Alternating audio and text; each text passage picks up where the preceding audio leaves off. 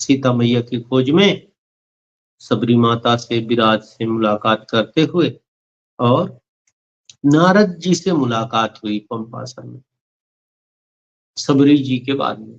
फिर भगवान से पूछे कि भगवान आप मुझे क्यों बचाए जब आपको इतना कष्ट इतना दुख हुआ। तो भगवान कहते हैं कि मैं जो है अपने भक्तों के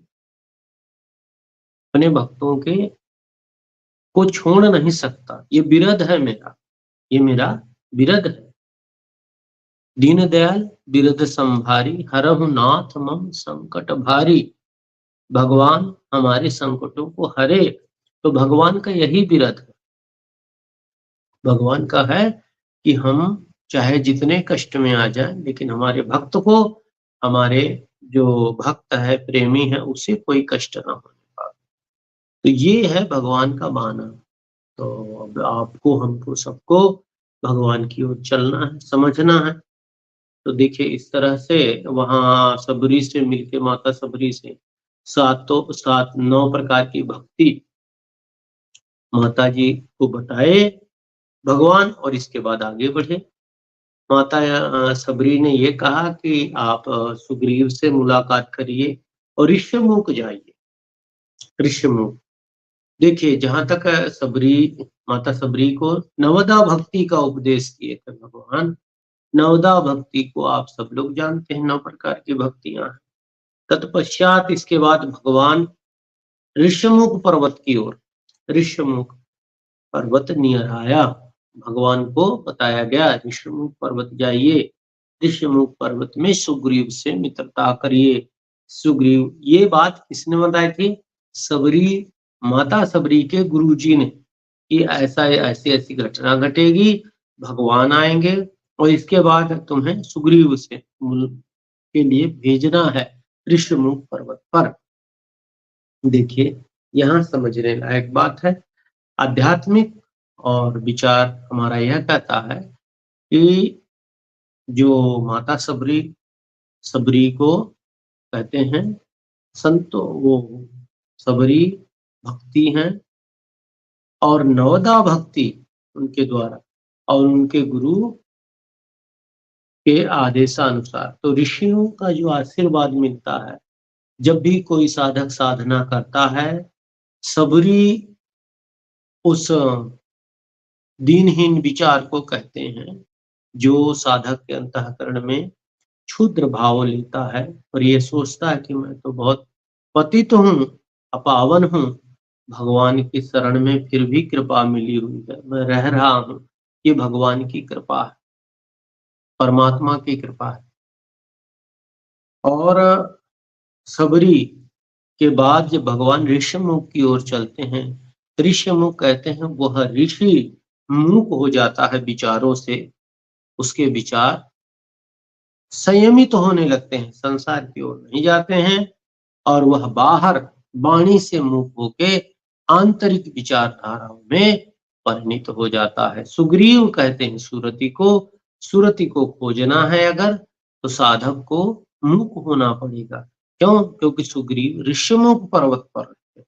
ऋष्यमुख पर्वत जो प्रेम है, साधक का प्रेम परमात्मा से हो जाएगा, बाहरी व्यवहार उसके कम हो जाएंगे। जब बाहरी व्यवहार कम होंगे तभी वह सुग्रीव से मुलाकात करेगा। वहां पर कौन ऋषिमुख की ओर जब बढ़ते हैं तो सुग्रीव जी को यह सूचना मिलती है उनके मंत्रीगण की, कोई 2 युवक युगल पुरुष आपको खोज रहे हैं। और वहां पर पूछते थे भगवान राम के सुग्रीव कहाँ मिलेंगे। तो भयभीत सुग्रीव, बाली से मारा हुआ सुग्रीव भयभीत होके, और जब बताया गया मंत्री के द्वारा तो बोले कि मैं अब यहाँ नहीं रहूंगा, मैं अब यहाँ से जाता हूँ। पर हनुमान जी को बोले कि आप एक बार पता कर लो, मुझे वहीं से इशारा करना, मैं भागूंगा। देखिए सूरत हमारी जो सूरत है जो ध्यान के लिए बनती है, ध्यान करते हैं हम सूरत से, वो कर्म से इतना भयभीत हो जाती है क्योंकि का प्रभाव बहुत है। कर्म कहते हैं कर्म प्रधान विश्व करी राखा, अजोजस करे तस फल चाखा। और बाली को कहा जाता है कि कर्म का ऐसा पावर है, महत्व है और उसकी क्षमता है कि वो कर्म संसार का ऐसा कर्म है जो आधा बल खींच लेता। अब आधा बल खींचने का मतलब क्या होता है कि आधी ताकत हमारी सुग्रीव में चाहिए। वो कैसे संभव है? वो संभव है जैसे आपके पास कोई भक्त रहता है, प्रेमी रहता है, जिस साधना करने वाले साधक के आसपास जो लोग रहते हैं, जब वह ध्यान भजन में बैठेगा तो उसे सेवकों की याद आती है। क्यों? क्योंकि वो सेवकों से लाभ ले चुका है। तो आधा बल मतलब होता है कि अगर माया का थोड़ा भी संकल्प आया, एक बार उसने संकल्प किया, यहाँ उसकी सेवा बनी हुई है, भाव बना हुआ है, तो वो जल्दी से सक्सेस हो जाएगा और हम अपने साधना से च्युत हो जाएंगे, हट जाएंगे। क्यों? क्योंकि हमारे ऊपर कौन है? बाली का असर आ गया। तो सुग्रीव क्या करेगा? सुरति को सुग्रीव कहते हैं। जब हमारे ध्यान भजन में नाम में मन लग जाएगा तो सुरति डोर लागी रहे, तार टूट ना जाए। सुरति डोर लागी रहे, तार टूट ना जाए, ऐसा होना चाहिए। ध्यान भजन में जब हम आप बैठे तो निरंतर हमारा मन ध्यान में लगा रहे, नाम में लगा रहे, वो हटे ना तो ठीक, अगर वो हट गया तो बेकार है। तो सूरत डोर लागी रहे, तार टूट न जाए, ऐसी। तो जिसकी सूरत ही मजबूत है, सुग्रीव बहुत कमजोर, सुग्रीव वो साधक की सूरत बहुत कमजोर है, जो बाली का नाम सुनते ही भाग ले, जबकि उनके पास बैराग हनुमान है। और जब वो हनुमान नीचे आए तो उन्होंने भगवान से पूछा, आप कौन है? उन्होंने बताया, मैं दशरथ पुत्र राम हूं, लक्ष्मण। फिर हनुमान जी बोले, चित परिचित से चित परिचय। भगवान, मैं तो आपका दास हूं और मैंने आपसे परिचय ले लिया, मेरी कितनी बड़ी भूल है। मैं अज्ञानी, आपने क्यों नहीं कहा कि मैं श्री राम हूं, भगवान हूं? मुझे ऐसा पूछने में बड़ा, तो वो चरणों में पड़ गए। भगवान ने कहा कि हनुमान,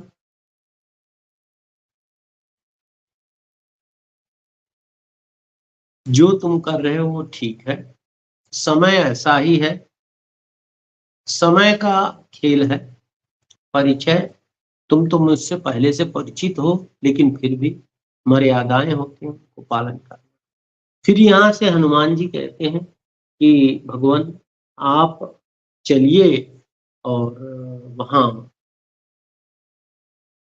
सुग्रीव के पास ऋषिमुख पर्वत में, वहीं पर मित्रता होगी। सुग्रीव महाराज आपसे मित्रता करेंगे और फिर वो आप दोनों जने मिलकर सीता मैया की खोज करेंगे। तो कहते हैं कि जे न होए मित्र होए दुखारी, अति नहीं बिलो कहीं पातक भारी। राम जी पहुंचे, भगवान राम पहुंचे, सुग्रीव से मिले, मित्रता हुई और फिर बात चली कि मेरी पत्नी को, सुग्रीव की पत्नी को बाली ने रख लिया जबरदस्ती, और वह सुग्रीव को मार के भगा दिया। कहते हैं, अनुज बधु भगनी सुतचारी, इन्हें कुदृष्ट बुलोकै हुई, अताही बधे कछु पाप न।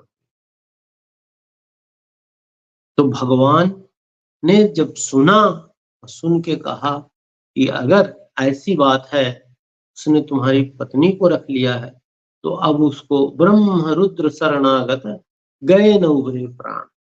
अब वह किसी के भी शरण में जाए, उसके प्राण नहीं बचेंगे।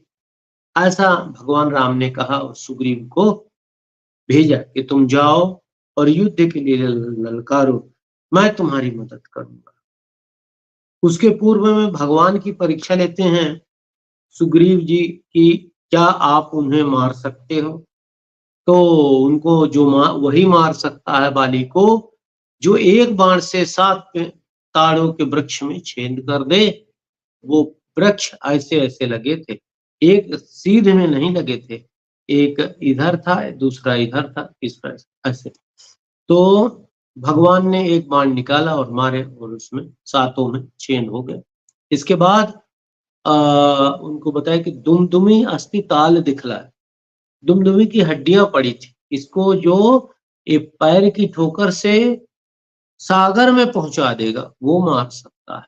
दुमदुमी, ये जो 7 ताड़ के पेड़ हैं, कर्म को वही मार सकता है। कर्म की ऐसी गहन गति है कि कर्म को वो मारेगा जो 7 भूमिकाओं को पार करेगा, उन्हें समझता होगा। और दुमदुमी अस्थि क्या है? ये द्वंद्व में जो मन फंसा हुआ है, हड्डी कहते हैं उन विचारों का जिनमें हमारा मन लगा है। किसी किसी स्त्री में लग गया, या दूसरे में लग गया, तीसरे में लग गया, लड़के में लग गया, बहन में लग गया, पिता में लग गया, पुत्र में लग गया, अलग अलग लोगों को लग। तो अस्थि ताल जो है, अस्थि कहते हैं उस जीव की हड्डियों को, मूल जो है, और उसी से उसको जो ढहा दे, सागर में फेंक दे, उन सब संकल्पों को संसार में डाल दे, जिसको ये हो जाए कि भगवान जो करेगा अच्छा करेगा, नहीं करेगा जो करेगा ठीक है, ये तो संसार का नियम। तो संसार का नियम जैसा चलेगा वैसा चलेगा, ऐसा भाव करके जो छोड़ देगा वो भगवान की, वो बाली को मार सकता है, बाली को मार सकता है। दोनों में भगवान राम पास हो गए।